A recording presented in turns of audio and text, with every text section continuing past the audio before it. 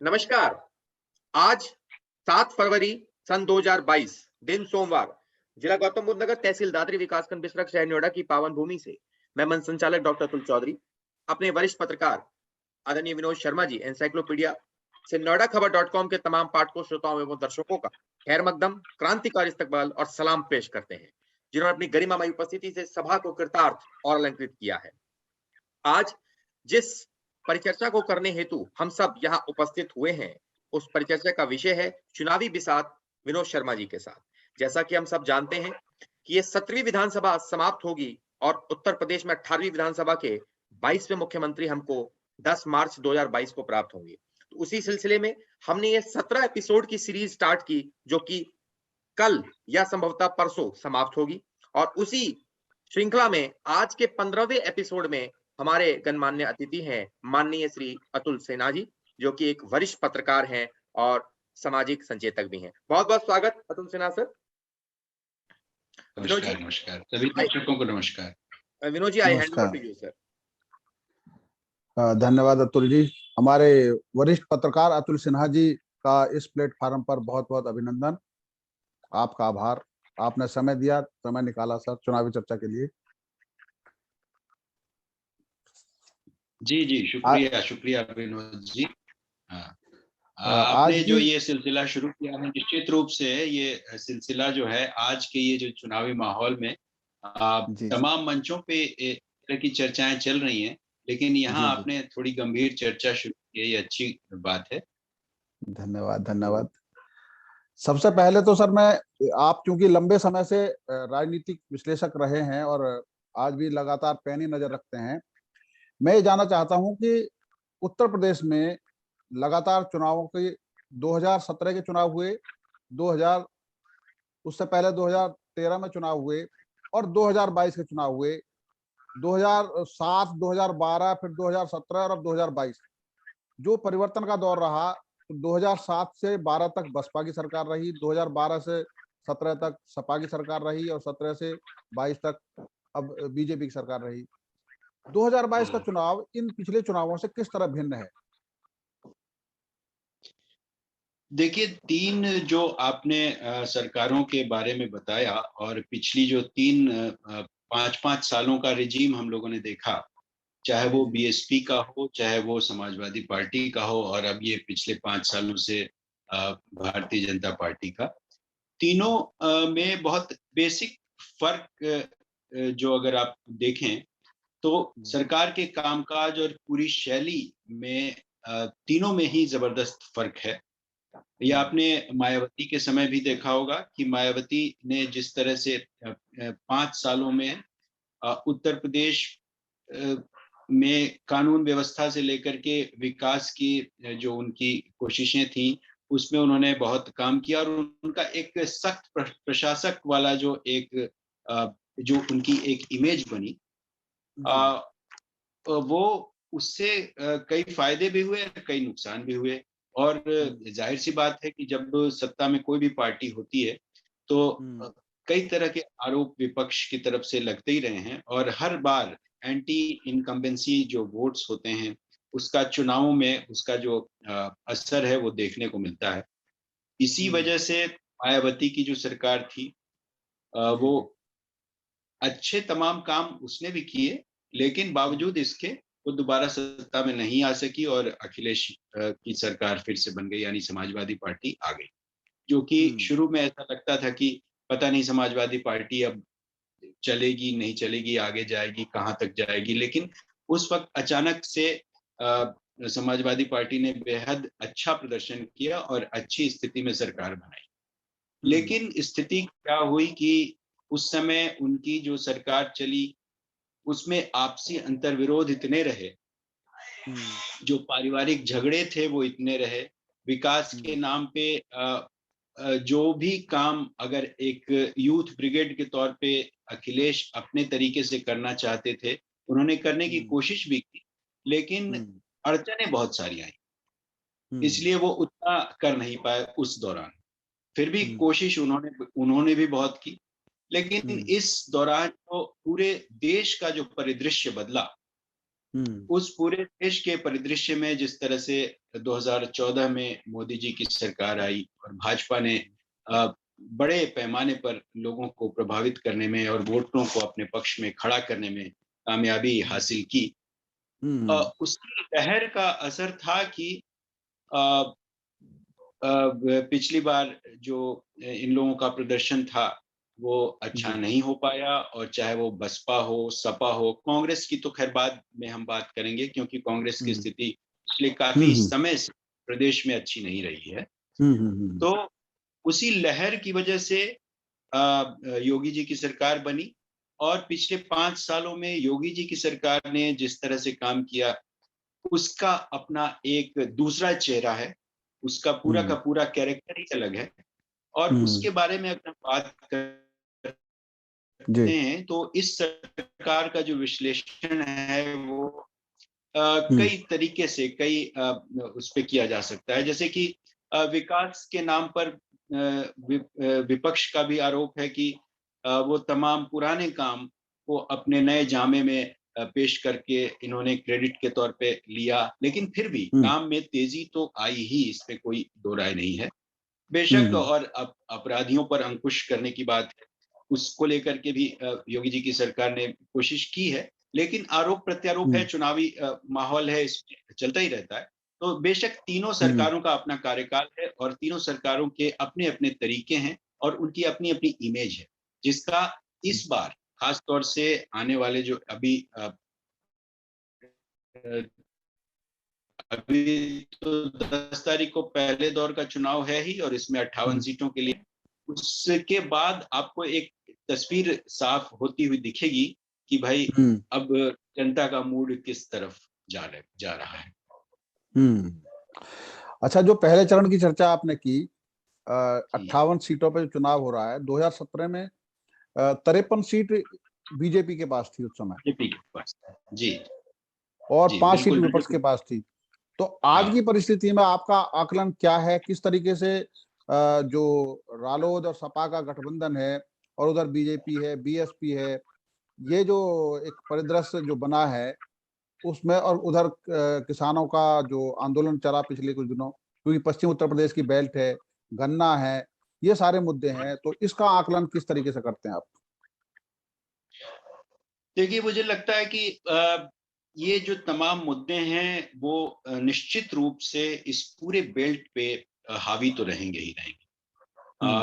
खास तौर से जो किसान आंदोलन का सवाल है और किसानों के जो मुद्दे हैं, ये पूरा का पूरा बेल्ट इसको लेकर के बेहद जागरूक है, और मतदाताओं में भी इस पूरे आंदोलन को लेकर के सरकार बेशक ये कहती है कि उसने किसानों के लिए बहुत कुछ किया, और या जो बिल वो लेके आए थे वो उनके फेवर में थे, बहुत सारी चीजें, या फिर ये वादे या ये दावे कि भाई हम किसानों की आय को दुगना कर देंगे, या एमएसपी को लेकर के जो सरकार का अपना स्टैंड है या जो दावे हैं, वो जमीन पे उतरते हुए नहीं दिखाई पड़ते। तो जाहिर सी बात है, और फिर ये है कि किसान आंदोलन इतना लंबा चला, इतने लंबे समय तक चलने के बावजूद आखिरकार किसानों के आगे सरकार को झुकना पड़ा और बिल वापस लेने पड़े। तो ये सारे इश्यूज जो हैं वो कहीं ना कहीं इस चुनाव में हावी तो रहेंगे ही रहेंगे, और निश्चित तौर पे ये जो भाजपा की जो मौजूदा सरकार है उसके लिए एक खतरे की घंटी तो है, इसमें कोई शक नहीं है। रही बात रालोद और सपा के गठबंधन की, और जो इसके साथ जो दूसरी राजनीतिक पार्टियों की सक्रियता जो है उसको लेकर के अगर हम बात करते हैं, तो देखिए, ये गठबंधन की जो इस बार की जो राजनीति है, अखिलेश जी ने जो बनाई कि छोटे छोटे दलों के साथ वो गठबंधन करेंगे, उसमें हर छोटे दल की कोशिश ये रहती है कि कहीं ना कहीं उसका एक रिप्रेजेंटेशन पूरे एडमिनिस्ट्रेशन में या फिर पूरी सरकार में रहे। तो जाहिर सी बात है, पिछली बार जिस तरह से आरएलडी यानी रालोद की स्थिति थी, और वो उसका अस्तित्व एक तरह से खत्म होने की स्थिति में था, उसको देखते हुए उसमें संजीवनी का काम तो किया ही है इस गठबंधन, और निश्चित तौर पे इससे रालोद को फायदा तो होगा, कुछ सीटें तो जरूर ही उसको मिलेंगी। और भाजपा जिस तरह से पिछली बार 54 सीटें लेके गई थी, हम्म। 58 या 52, तो उससे वो निश्चित रूप से नीचे आने वाली है और कुछ ना कुछ फायदा इन दोनों गठबंधन को मिलने वाला है। इस बीच आपने देखा होगा कि कांग्रेस ने भी बहुत जान लगाई है, बहुत कोशिश की है। प्रियंका गांधी ने तो पूरी जी जान से जुटी रही हैं वो इस पूरे इलाके में। आई अभी 2 दिन पहले गाजियाबाद, नोएडा, ये सारे इलाकों में वो घूमी और उसका एक असर भी है, अपील भी है। ठीक है, वो जीते नहीं जीते वो तो बात का सवाल है, लेकिन उन्होंने एक लोगों के दिमाग में ये एंटी बीजेपी जो एक फीलिंग है, जो अंदर कहीं दबी हुई है, उसको उभारने की कोशिश में वो कामयाब तो हो रही धीरे धीरे। और निश्चित रूप से ये एक चुनौती है और रालोद और सपा के गठबंधन को इसका कहीं ना कहीं फायदा जरूर मिलेगा। अच्छा, ऐसा है 2019 में जिस तरीके से बसपा का और सपा का गठबंधन हुआ था चुनाव में, लोकसभा में, और उसमें ये माना जा रहा था कि सपा को बहुत बड़ा फायदा होगा और बसपा को उतना फायदा नहीं होगा, लेकिन जब रिजल्ट आया तो उसका परिणाम उल्टा दिखाई दिया। बसपा ने 10 सीट जीती और सपा ने 5 सीट जीती। तो क्या बसपा को कम का आकलन तो नहीं किया जा रहा राजनीतिक क्षेत्रों में?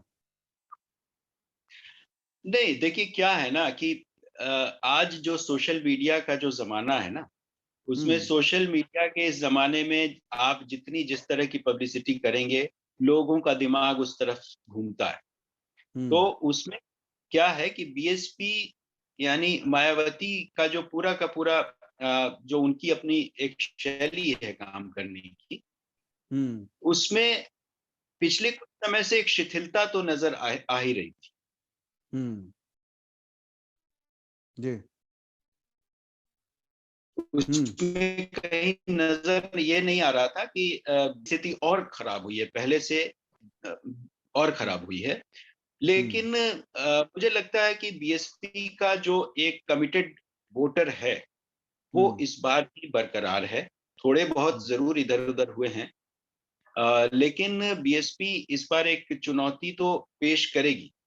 बेशक ये वोट काटने की ही स्थिति में क्यों ना हो, वोट काटने की स्थिति में 2-3 पार्टियां रहती हैं जिससे अल्टीमेटली बीजेपी को फायदा हो जाता है। और इस बार भी कई बार ऐसा लगता है कि जो पूरी सिचुएशन बन रही है उसमें ये जो सारी पार्टियां अलग अलग चल रही हैं उसमें इसी का फायदा और इसी पे खास तौर से नजर भी है बीजेपी की कि कितने डिवीजन हो जाएं और किस तरह से वोटों का डिवीजन हो। तो बीएसपी कहीं ना कहीं अगर वो स्ट्रांगली बीच में आती है तो, और आ ही रही है, तो उसमें लगता है कि कहीं ना कहीं अल्टीमेटली ये बीजेपी के फेवर में न चला जाएगा। ये एक ऐसा एक खतरा तो लगता है। मैं पूरे चुनाव का एक दिलचस्प पहलू मेरा अपना आइडिया है कि उत्तर प्रदेश का जो चुनाव है ये एक राजनीतिक प्रयोगशाला है इस बार 2022 की। कैसे? जैसे प्रियंका गांधी के नेतृत्व में पहली बार उत्तर प्रदेश में चुनाव हो रहा है, कांग्रेस लड़ रही है, वो किस स्तर तक जाएगी ये तय होगा। प्रयोग हो रहा है एक तरीके से। दूसरा प्रयोग यह है कि जयंत चौधरी अपने पिता के बिना पहली बार चुनाव मैदान में उतरे हैं। तीसरा प्रयोग यह है कि छोटे छोटे गठबंधनों के साथ अखिलेश यादव ने चुनाव लड़ने की रणनीति बनाई। चौथा प्रयोग यह है कि मायावती का ये दौर ऐसा है कि जो अब तक बड़ा रहा, लेकिन सबसे बड़ी खास बात एक और है, 93 के बाद से अब तक मायावती का वोट कभी 20% से नीचे नहीं गया। तो ये भी एक प्रयोग है, क्या 20% से नीचे जाएगा या जो 19 सीट आई थी उससे ऊपर जाएगी, किस तरीके का प्रयोग रहेगा।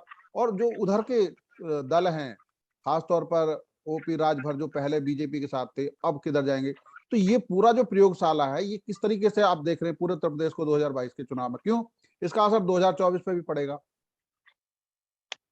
निश्चित रूप से 2024 पे तो इसका असर पड़ेगा ही पड़ेगा, क्योंकि ये शुरू से ये कहा जाता है कि भाई उत्तर प्रदेश पर पूरे देश की नजर टिकी होती है और यहाँ जो कुछ भी होता है वो केंद्रीय राजनीति को प्रभावित करता ही है। तो ये तो होना ही है इसका असर। लेकिन ये जो आप कह रहे हैं ना कि बीएसपी 20% से नीचे जाएगी कि नहीं जाएगी, और क्योंकि पिछले कुछ समय से बीएसपी को अगर वैचारिक रूप से देखें, जो उसका जो मूल थॉट था दलितों, अति पिछड़ों, और उससे वो भटकी है। वो उसने अब धीरे-धीरे सभी को साथ लेने की जो कोशिश उसकी है, तो उससे ब्राह्मणों वाला खास तौर से जो एक एंगल इस बीच में आया कि उनको साथ लेना है, और कई सम्मेलन उन्होंने किए, उसका असर पड़ सकता है। लेकिन क्या है कि ब्राह्मणों के पीछे ये लाख लाख कोशिश कर लें, लेकिन ये एक ऐसा वोट बैंक है जो इसमें से ज्यादातर हिस्सा कहीं ना कहीं बीजेपी के ही पास जाता है। ये ओपन फैक्ट है। इसमें आप कोशिश लाख करते रहिए, अपना प्रोजेक्ट करते रहिए अपने आप को कि भाई हम तो भाई सबको साथ लेके चलते हैं, हमारे लिए ब्राह्मण अछूत नहीं है, सब लोग साथ में। और कोशिश यही थी, क्योंकि सतीश चंद्र मिश्रा उनके फेस हैं, और सतीश चंद्र मिश्रा की कोशिश की वजह से ही मायावती ने अपनी जो पूरी की पूरी प्रक्रिया है सोचने की, जो प्रोसेस है वो बदलने की कोशिश की है। तो उसका असर, लेकिन उनका जो कमिटेड वोटर है ना, वो पिछले कुछ समय से ये देख भी रहा है कि बीएसपी में अब वो पहले वाली बात रही नहीं। निश्चित रूप से अब वो जो मायावती में जो एक धार हुआ करती थी किसी जमाने में, अब वो धार खत्म हो रही है, कुंद हो रही है। तो इसलिए भी कुछ वोट बैंक कम होने की इस बार पूरी आशंका है कि बीएसपी के वोट बैंक घट सकते हैं, जिसको ये हो सकता है समाजवादी पार्टी में वो ट्रांसफर हो जाए, कुछ कांग्रेस में जा सकते हैं। और दूसरे ये कि एक जो चुनावी सभाओं में लाख वो मायावती बीजेपी को कुछ भी कहें या सरकार के खिलाफ, चूंकि वो उनकी राजनीतिक मजबूरी है, लेकिन जो ओवरऑल एक इमेज है कि वो कहीं ना कहीं सरकार की मदद करती हैं, या बीजेपी से उनका थोड़ा सा जो लगाव है वो कुछ ज्यादा है, ऐसा माना जाता है। लेकिन अगर ये जनता के बीच में ये मैसेज गया, तो निश्चित रूप से बीएसपी बहुत घाटे में रहेगी इस बार। अच्छा, भारतीय जनता पार्टी में जो चेहरों के लेकर बात हो रही है, मैंने आकलन किया था कि योगी सरकार जब थी तो 11 मंत्री ऐसे थे जो मायावती की सरकार में थे। मतलब योगी ने जो सरकार बनाई उसमें 11 मंत्री वो लिए जो बसपा में थे कभी, और मायावती की सरकार में मंत्री थे। इट मीन्स अपनों पे भरोसा नहीं है, जो दूसरे दलों से आए लोग उन पर भरोसा है। तो बीजेपी का जो चेहरा बदला है, क्या उसमें ऐसा लगता है कि जो अभी टिकट भी कटे, कुछ लोग इधर से उधर गए, उसका असर ओवरऑल बीजेपी की जो टोटल रिजल्ट आएगा उस पर पड़ेगा? और उसका असर जब मुख्यमंत्री बनेंगे तो उसमें योगी या केपी मौर्य इनमें से कोई या कोई तीसरा आदमी, क्या ऐसा भी संभावित हो सकता है अगर बहुमत आया तो? जी बिल्कुल, नेतृत्व को लेकर के सवाल तो उठते ही रहे हैं, और योगी जी यानी बीजेपी की जो इंटरनल स्थिति है उसकी हमेशा से आपने चर्चा सुनी भी होगी कि किस तरह से आंतरिक वहां पर संघर्ष छिड़ा हुआ है नेतृत्व को लेकर के। अब ये एक अलग सवाल है कि योगी अपनी कुर्सी बचाने के लिए बहुत तरह की जो भी उन्होंने, चाहे वो मोदी से नजदीकी बनाने की बात हो, जो कि बीच में ये था कि भाई मोदी से उनके संबंध ठीक नहीं है, लेकिन अब बीजेपी एक ऐसी पार्टी है ना, आज वहां खुल के बहुत कुछ होता नहीं है। एक वहां का आप अनुशासन कह लीजिए या कुछ भी कह लीजिए कि या संघ का अनुशासन कह लीजिए, कि अंदर बहुत सारी लड़ाइयां होती हैं, लेकिन उसका वो प्रोजेक्शन वो बहुत ही सलीके से करते हैं, लेकिन फिर भी अंदर अंदर वो मारामारी तो चलती रहती है। और ये मौर्य और वर्सेस योगी का जो काफी लंबे समय से चल रहा है, उसका असर निश्चित रूप से आने वाले चुनाव के जो नतीजे हैं उस पर पड़ेगा। अगर भाजपा फिर से सरकार बनाने की स्थिति में होती है, तो ये कोई जरूरी नहीं है कि योगी फिर से उनको रिपीट किया जाए, क्योंकि इसके पीछे बहुत सारे परमुटेशन कॉम्बिनेशन काम करेंगे उस समय। नहीं, मेरा एक और आकलन था उत्तर प्रदेश को लेकर। मैंने एक रिपोर्ट भी तैयार की थी कि 1950 से लेकर आज तक 2022 का चुनाव होने जा रहा है, कभी ऐसा नहीं हुआ कि एक मुख्यमंत्री जो 5 साल का कार्यकाल पूरा कर रहा है वो दूसरी बार अगर चुना जाता है तो दूसरी बार भी उसी को बागडोर मिली हो ऐसा अभी पिछले 1950 साल तक हुआ नहीं है कभी। और अगर इस बार योगी बनते हैं तो एक नया रिकॉर्ड बनेगा। और फिर बिल्कुल। एक अभी हाल ही में 2000, अगर हम 1993 से लेकर अब तक देखें तो कोई सरकार दोबारा रिपीट नहीं हुई, ये भी एक बड़ी गंभीर बात है। मतलब बदली है सरकार, जनता ने रिजेक्ट किया है, बदलाव किया है। तो बदलाव की जो परिपाटी चली आ रही है, अगर वो दोबारा से बीजेपी की सरकार बनी तो वो भी थमेगी। आप देखिए 2002 में उस समय सरकार थी उनकी, उनकी मायावती की, फिर मुलायम सिंह की बन गई। फिर 2007 के बाद फिर बसपा की आ गई, फिर 2012 में फिर सपा की आ गई, 2027 में अब ये 17 में इनकी आ गई, योगी जी की। तो हर 5 साल बाद यूपी में बदलाव दिख रहा है। तो 2022 इस मायने में भी महत्वपूर्ण है कि क्या बदलाव होगा या वो जो जारी रहेगा योगी जी का और उनका।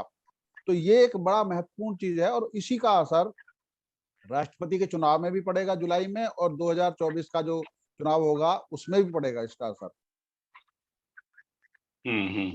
ये तो है, बिल्कुल आप सही कह रहे हैं कि भाई यूपी की जनता जो है ना, वो इतनी बेवकूफ नहीं है।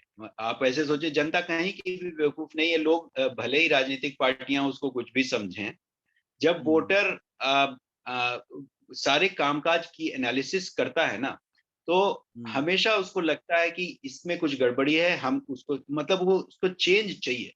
और उसे बार बार ये लगता है कि आप दावे लाख कर ले, लेकिन आपने सचमुच जमीन पे क्या किया ये नजर आना चाहिए।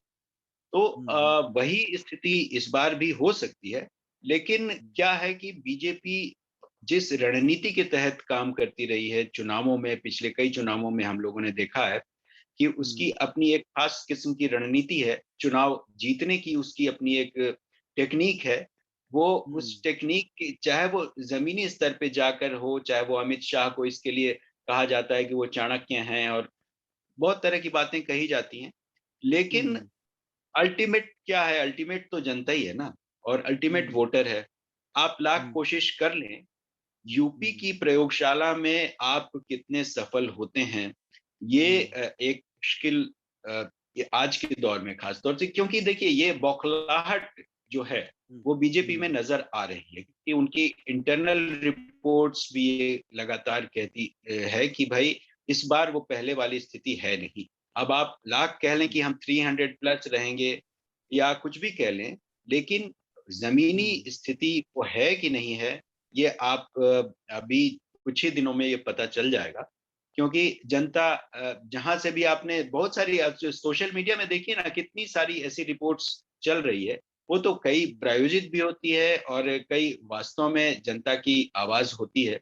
तो उसमें ये आवाज बार बार सामने आ रही है कि सब कुछ ठीक नहीं है, यानी कि स्थितियां बदल सकती हैं और लोगों के अंदर एक बेचैनी, एक मतलब इस सरकार को लेके एक असंतोष तो है।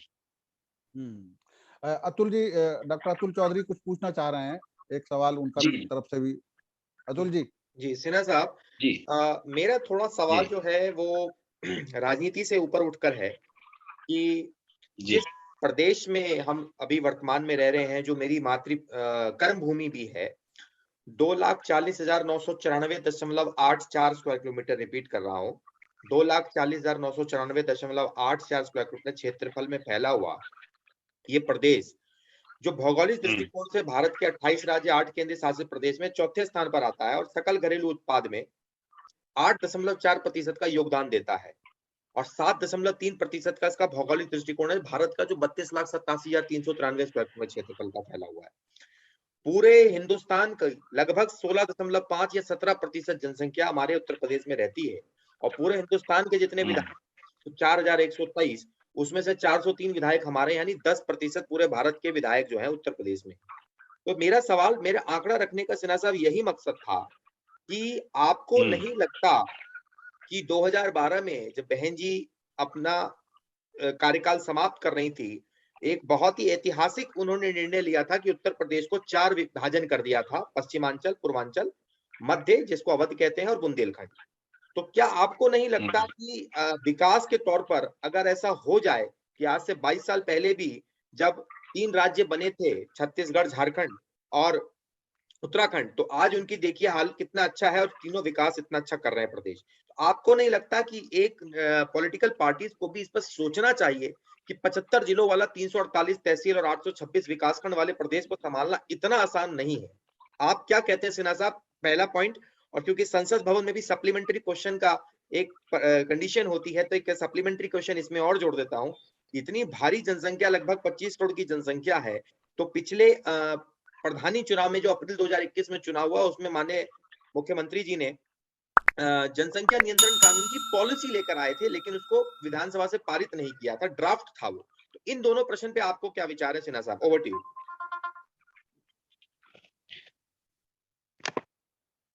देखिए चौधरी साहब, छोटे राज्यों का जहां तक सवाल है ना, छोटे राज्यों को लेकर के आज से नहीं 1950 से इस देश में कोशिशें हो रही हैं और इस दिशा में धीरे धीरे कामयाबी भी मिली। बेशक ये बात आपकी सच है कि विकास के लिए छोटे राज्यों को नियंत्रित करना, कंट्रोल करना निश्चित रूप से वो फायदेमंद होता है किसी भी प्रशासन के लिए और किसी भी सरकार के लिए। छोटे राज्यों का विकास बेहतर होता है, लेकिन उसमें क्या है कि जब भी आप राज्यों का विभाजन करते हैं तो उसके कई पैमाने तय किए जाते हैं और उसके उस विभाजन के जैसे मांग तो बहुत लंबे समय से चलती रही, चाहे वो झारखंड बना हो, चाहे वो उत्तराखंड बना हो या फिर छत्तीसगढ़ बना हो, तमाम राज्य बने और ये एक लंबा प्रोसेस चलता रहा। और अभी भी जो पूर्वांचल की मांग हो या फिर बुंदेलखंड की मांग हो, निश्चित रूप से मायावती अगर ऐसा चाह रही थी और उन्होंने कोशिश की इसको आगे बढ़ाने की, तो बाकी जो भी सरकारें आई हैं, कहीं ना कहीं उनके दिमाग में ये एक एजेंडा तो रहा ही है, लेकिन उस पे हावी क्या रहा? हावी उनकी अपनी जो राजनीति थी, उसमें ये सारे मुद्दे पीछे छूट गए कि विकास का जो मेन जो पैमाना है कि कैसे एक राज्य का विकास बेहतर तरीके से हो सके, इसके लिए चाहे वो राज्यों का विभाजन करना पड़े, उसके लिए जो भी तौर तरीके अपनाने हैं, संवैधानिक जो स्ट्रक्चर है उसको कैसे करना है। ये इसलिए मैं तो ये मानता हूं कि ये छोटे राज्यों का जो आपका जो एक कॉन्सेप्ट है, यानी लंबे समय से जो कोशिश होनी चाहिए, लेकिन इसके बहुत सारे पहलू जो भी निगेटिव पॉजिटिव हर पहलू पे ध्यान रख के और किस आधार पे हम विभाजन कर रहे हैं इस आधार को देखते हुए कि इसको लेकर के बाद में बहुत स्थितियां मतलब विकट ना हो जाए, इस चीजों को ध्यान में रखे लोग कर रहे हैं कोशिश। तो ड्राफ्ट बन ही गया है, बहुत सारा एक मोटे तौर पे नक्शा भी तैयार हो गया है हर आपके छोटे स्टेट्स का, लेकिन उसको अब ये लंबा प्रोसेस है। मुझे लगता है आने वाली सरकार अगर इस दिशा में सोचेगी तो शायद इसका कोई समाधान निकले। रही बात जनसंख्या वाली जो बात आपने पूछी, तो जनसंख्या नीति आज से थोड़े है, वो इंदिरा गांधी के समय से ही चली आ रही है, 70 के दशक से ही हमारे दो का कॉन्सेप्ट है। फिर बाद में और ये परिवार नियोजन को लेकर के लंबे ढेर सारे कार्यक्रम चलते रहे। तो अब ये बेसिक सवाल है कि ये जागरूकता का सवाल है और इस जागरूकता को कैसे लाना है, ये कोशिश हर सरकार करती है अपने हिसाब से और निचले लेवल पे, और इसको सिर्फ मुसलमानों से जोड़कर देखना सही नहीं है जनसंख्या के सवाल को, क्योंकि आमतौर पे जो ये एक कॉन्सेप्ट एक जो लोगों में संदेश ये देने की कोशिश अक्सर की जाती है कि जनसंख्या सिर्फ मुसलमानों की वजह से बढ़ रही है। ऐसा नहीं है। आप ये देखें कि हमारे ही परिवारों में, हिंदू परिवारों में बहुत सारे ऐसे लोग हैं जिनके शुरू में 7-8 भाई बहन हुआ करते थे और ठीक है, धीरे धीरे उनकी भी नई पीढ़ी आगे बढ़ी और धीरे धीरे उसमें जागरूकता आई और 2 बच्चों का कॉन्सेप्ट या 1 बच्चे का कॉन्सेप्ट सामने आया। तो ये एक जागरूकता का सवाल है और ऐसा नहीं कि मुस्लिम परिवार भी जो पढ़े लिखे और ठीक ठाक परिवार हैं उसमें भी इसको लेकर के काफी जागरूकता देखने को मिल रही है। तो ऐसा ये किसी सरकार या किसी संप्रदाय से जोड़कर देखने वाली ये बात है नहीं। तो मुझे लगता है कि ये एक कांस्टेंट सी चीजें हैं, चाहे वो विकास का सवाल हो, चाहे वो जनसंख्या का सवाल हो, इस पे जागरूकता के लेवल पे चीजें आगे बढ़नी चाहिए।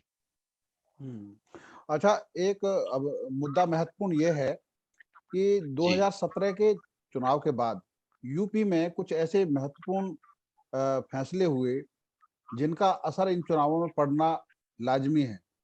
जैसे अयोध्या में भगवान राम का मंदिर का निर्माण, 370 खत्म होना कश्मीर में, और 3 तलाक। ये जो मुद्दे हैं ऐसे हैं जिनमें कहीं ना कहीं आम आदमी सीधा प्रभावित होता है। तो क्या आपको लगता है कि राष्ट्रीय स्तर का मुद्दा और स्थानीय स्तर के मुद्दे कितना प्रभावित करते हैं इन चुनावों को? और उसमें भी खास तौर पर जब विपक्ष महंगाई की बात कर रहा है, कोरोना के दौरान हुई मौतों की बात कर रहा है, उस समय में सत्ताधारी पार्टी अपनी उपलब्धियों के जरिए ये बताने का प्रयास करे कि हमने काम करने में कोई कसर नहीं छोड़ी। तो ये परिणाम स्थानीय और राष्ट्रीय स्तर के मुद्दों को किस तरीके से प्रभावित करते हैं? मुझे लगता नहीं है कि उत्तर प्रदेश में 370 का मामला या फिर ये 3 तलाक का मामला, क्योंकि आम लोगों अरे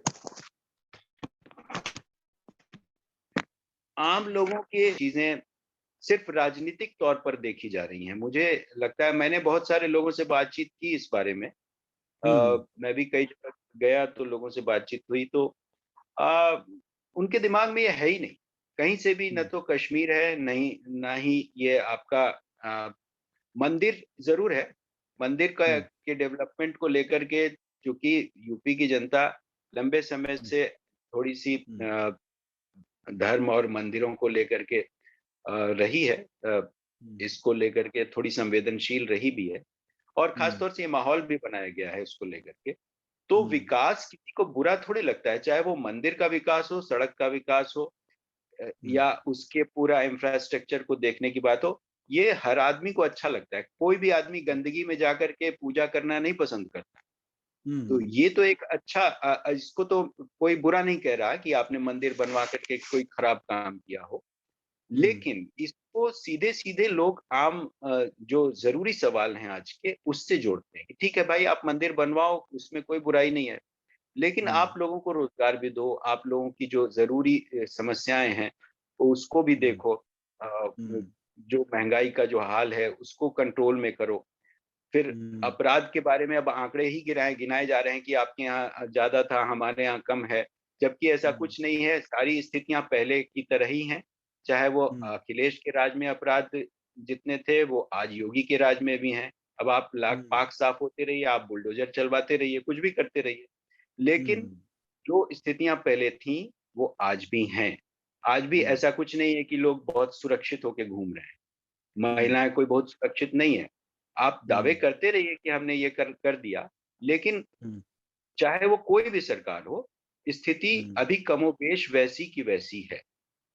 विनोद जी, तो 2 मिनट। अच्छा, इसलिए जो दल जी, हाँ, आप इसलिए कुछ बता इन मुद्दों का मुझे लगता नहीं कि राष्ट्रीय जो स्तर के जो बड़े मुद्दे जिनकी आपने चर्चा की, उसका यूपी के चुनाव पर कोई बहुत ज़्यादा असर पड़ने वाला है। विनोद जी, 2 मिनट्स। हाँ, बस लास्ट लास्ट सवाल है ये कि जो दल बदल हुआ, अगर जी। समाजवादी पार्टी की सरकार बनी तो, और बीजेपी की सरकार बनी तो दल बदल करने वालों का क्या रोल रहेगा? देखिए, दल-बदल करने वाले लोग तो हमेशा से उनका जो माइंडसेट है, वो हमेशा अपने फ़ायदे के लिए ही अ, राजनीति करते हैं। चाहे वो यहाँ रहें, चाहे वहाँ रहें। उन चुनाव जो अगला चुनाव आएगा, फिर उनके दिमाग में इस तरह की खुरापात आएगी कि उनको फ़ायदा कहाँ मिलता है, तो वो तो वहीं जाएँगे।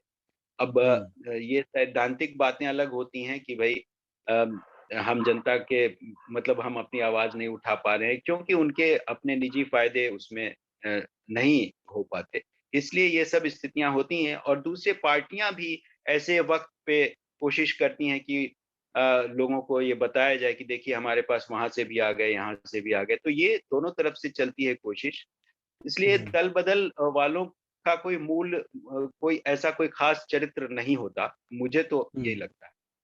हाँ, तो उसका चलते-चलते कोई बस एक बहुत ये सवाल ज़रूर पूछ लेते हैं कि उत्तर प्रदेश के चुनाव में आपका आकलन क्या है? अगर चुनाव का रिजल्ट आता है तो संभावित क्या आपका आकलन क्या है पार्टी के हिसाब से? अभी देखिए, आकलन तो सीधे सीधे बताना बहुत मुश्किल है, क्योंकि स्थितियां अभी लगातार बदलती भी रहती हैं, और आने वाले जब तक 1-2 फेज के चुनाव हो जाए तो फिर देखिए, लेकिन टफ फाइट है निश्चित रूप से। भाजपा पूरी कोशिश में है कि वो दोबारा सरकार बनाए, और मुझे भी लगता है कि अगर थोड़ी बहुत भी 19-20 हुई, फिर भी वो मैनेज करने में हो सकता है कि कामयाब हो जाए। लेकिन ये जो अंडर करंट है ना, इसको पकड़ना बहुत मुश्किल है, क्योंकि अंडर करंट में ये जो अखिलेश और बाकी जो गठबंधन है, और बैकग्राउंड में अगर जाएं तो फिर कांग्रेस भी, बाद में कांग्रेस भी मिल ही जाएगी, इनके साथ सपोर्ट में आ ही जाएगी, अगर ऐसी स्थिति बनती है।